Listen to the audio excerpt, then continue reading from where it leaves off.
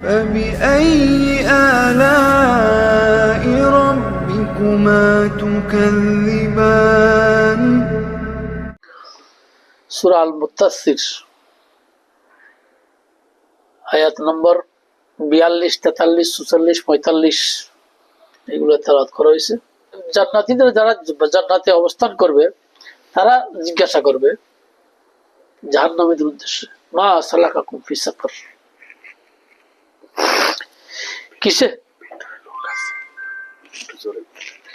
কিসে তোমাদেরকে জাহান্নামের আগুনে প্রবেশ করানো। এই সাকার নামক এই কঠিন জাহান্নামে কিসে তোমাদেরকে প্রবেশ করানো। তখন তারা বললেন, ক্বালু লাম নাকু মিনাল মুসাল্লিন, আমরা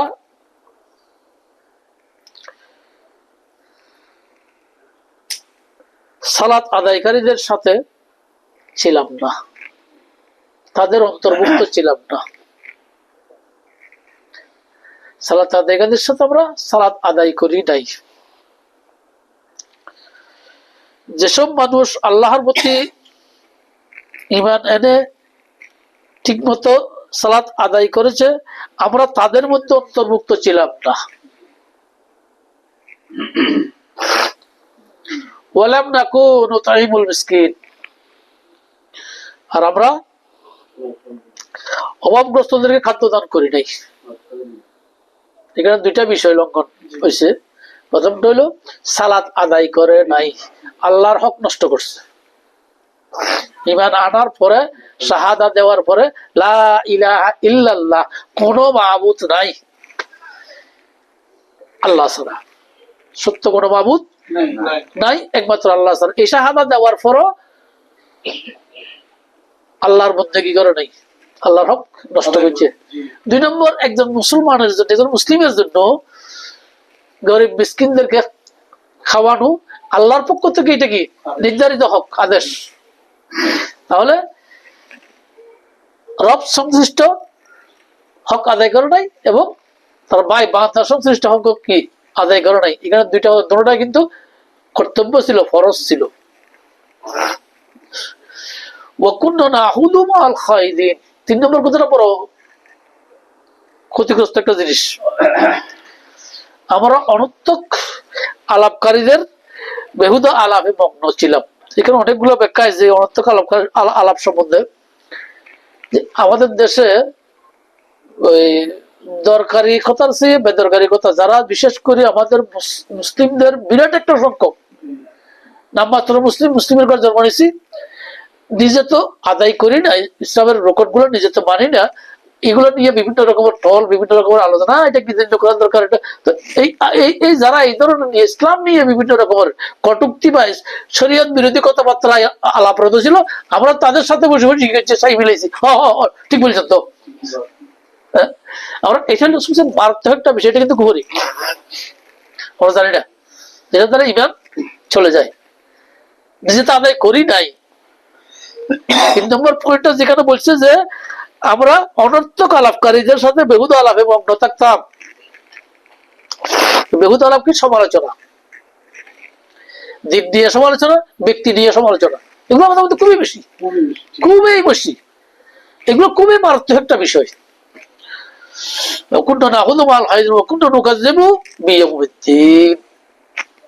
আমরা পরকাল সম্বন্ধে বিশ্বাস স্থাপন করতে পারে না। এখানে প্রশ্নের বিষয় যে যারা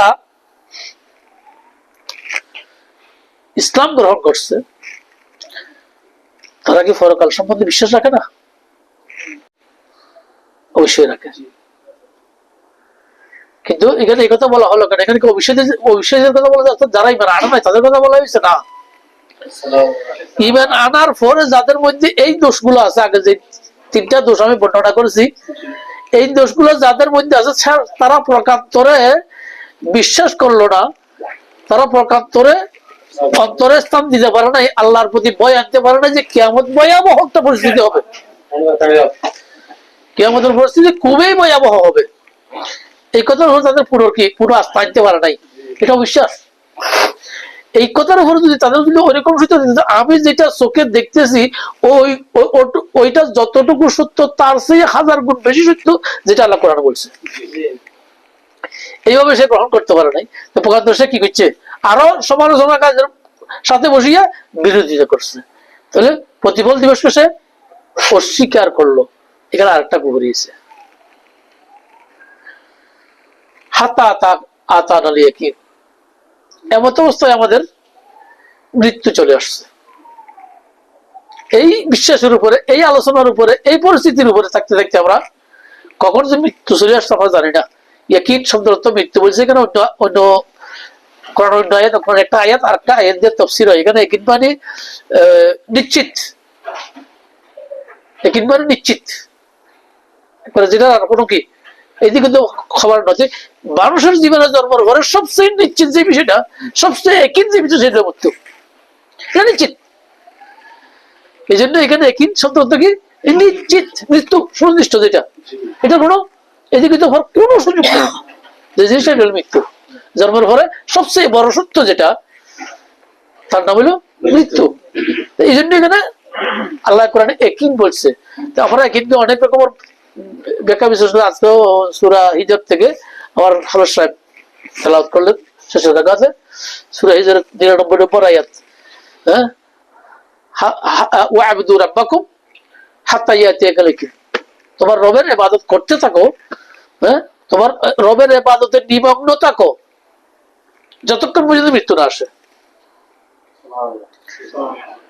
এখানে ইয়াকিন শব্দ একটা তাফসীর করে, ব্যাখ্যা করে।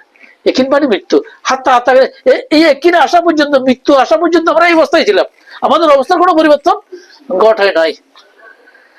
ফামা তানফাউ শাফাআতুশ শাফিঈন।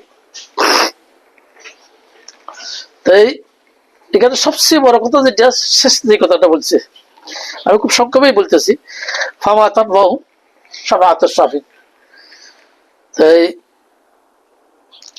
ফলে সুপারিশকারীদের সুপারিশ তাদের কোনো কাজে আসবে না। মাআযাল্লাহ, আল্লাহ আমাদেরকে ক্ষমা করুক। সুপারিশকারী কয় স্তরের হবে কিয়ামতের ময়দানে। যেমন সুপারিশের একমাত্র যিনি হকদার এবং যাকে আল্লাহ সুপারিশের দায়িত্ব দিল নবী মুহাম্মদ রাসূলুল্লাহ সাল্লাল্লাহু আলাইহি ওয়াসাল্লাম। এরপরে বিভিন্ন হাদিস এবং কোরআনের বিভিন্ন আয়াতে অনেকগুলো শহীদদের থেকে আল্লাহ সুপারিশ নেবে, হ্যাঁ, সিদ্দিকদের থেকে আল্লাহ সুপারিশ নেবে, এবং সাধারণ বান্দা যারা সফল হয়েছে, উত্তীর্ণ হয়েছে, কিয়ামতের ময়দানে চূড়ান্ত ভাবে যারা পাস করবে, এদের থেকে অনেকের থেকে আল্লাহ কি করবে, সুপারিশ নেবে। কিন্তু সুপারিশ আল্লাহ নেবে যে কেউ সুপারিশ করতে পারে না, সুপারিশ করার অধিকার কেউ নেই।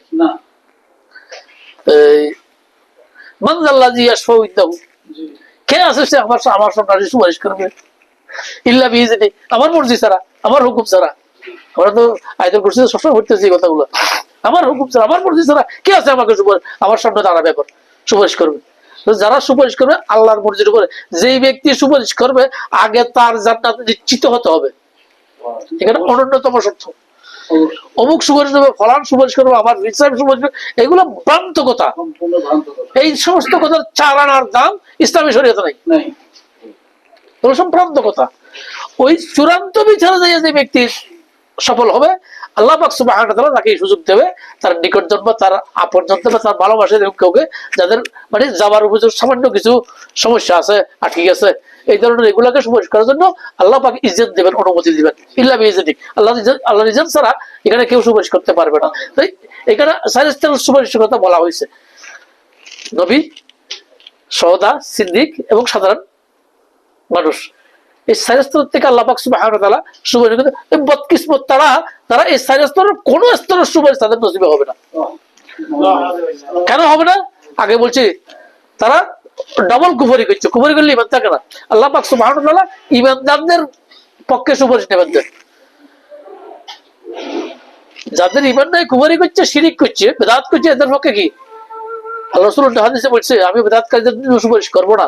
তাদের যখন হাউজে কাউসারের সামনে আসবে, হ্যাঁ, ফানি খাওয়া যাবে, তাদের চিন্তিত, তারা আমাকে চিনতেছে, আর আমি তাদেরকে চিনতেছি। ওই সময় আমাদের আর তার মধ্যে একটা আর পরিচয় ভাইয়া হাল ভাই না আমাদের মধ্যে তাদের মধ্যে একটা আর তাদেরকে আমি দেখতেছি, আমাকে তারা দেখতেছে না। তখন আমি বললো মালে হাজদা, কেন এরকম করা হলো? ইন্না হুম বিন্নি, তারা তো আমার লোক, তাদেরকে কেন কথা দেওয়া হলো? হ্যাঁ, কুনতু লা তাদরি ইয়া মুহাম্মদ, তখন বলা হবে হে মুহাম্মদ সাল্লাল্লাহু আলাইহি ওয়াসাল্লাম, তুমি তো জানো না ইয়াহদুসু বাদাহু, তোমার পরে তারা দিনের মধ্যে বৃদ্ধি করছে, নতুন নতুন বিধান আবিষ্কার করছে, নতুন বিধান আবিষ্কার করছে না। হ্যাঁ, সুখান সুখান সুখান লিমান গাইয়ার মধ্যে দূর আমার পরে যারা কি দিনে বৃদ্ধি করছে, তাহলে সুবেস্ট করবো দূরের কথা, বাগাইয়া দিব। আরেকজনের ওট অন্য হাদিসে আসছে, আরেকজনের ওট যদি তোমার কূপের মধ্যে পানি খাইতে আসে, আমি খুব সংখ্যা বলতেছি কথা, তোমাদের কূপের মধ্যে পানি খাইতে আসে, তখন তোমরা কি করো? লাঠি দিয়ে বাগাইতি।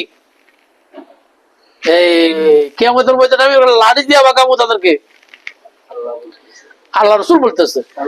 হ্যাঁ, যখন আমার সামনে যাবে তারা সুপারিশের জন্য, আমি তাদেরকে লাঠি দিয়ে বাগাবো, লাঠি দিয়া। হ্যাঁ, তাহলে বেদাতের কোনো সুপারিশ হবে না, শিরিক কাজের কোনো সুপারিশ হবে না, কুফরের কোনো সুপারিশ হবে না। এখানে দুই জায়গায় কুফরি করে বসে তারা। এমন অবস্থা যদি তারা কোন অবস্থায় মারা গেছে, কুফরি অবস্থায়, তাদের কি পথ নসিব? সুপারিশের কোনটা সুপারিশে তারা কি হবে না। ফামা তানফাহুম শাফাআতুশ শাফিঈন। এটা হলো সবচেয়ে দুর্ভাগ্যজনক বিষয়। তারা ওই দিন তাদের পক্ষে বলার কোন লোক থাকবে না। আল্লাহ পাক তাদের জন্য সুপারিশের কোনো ব্যবস্থা করবে না, তাদেরকে আল্লাহ পবিত্র করবে না, তাদের প্রতি আল্লাহ রহম করবে না। তাদের জন্য রয়েছে কঠিন শাস্তি। আল্লাহ পাক সুবহানাহু ওয়া তাআলা এই ধরনের পরিস্থিতি থেকে আমাদেরকে হেফাজত করুক। এখানে প্রথম পয়েন্ট যেটা, লাম নাকু মিনাল মুসাল্লিন, এখানে দুইটা কথা আছে। একটা কথা হইলো তারা মুসল্লিদের সাথে সালাত পড়ে, সালাত ফরজ না এই কথা বলা নাই, সালাত তো ফরজ নাই, একটা কথা। দুই নম্বর কি, মুসল্লিদের সাথে সালাত পড়ে, একটু খেয়াল করার বিষয়। আমি অনেকগুলা তাফসীর চাইছি ইনশাআল্লাহ, মুহাদ্দিসদের বিফোর যেগুলো মতামত আছে বিভিন্ন মাযহাবের, একটা বলে অনেক দেরি হয়ে, আমি সংক্ষেপে বলতেছি যে মতামত হলো এমনকি সবচেয়ে সফট কর্নার যেটা ইমাম আবু হানিফা রাহমাতুল্লাহ আলাইহির মাযহাব, যেটা হানাফি মাযহাব, সালাতের ব্যাপারে সফট কর্নার তারা।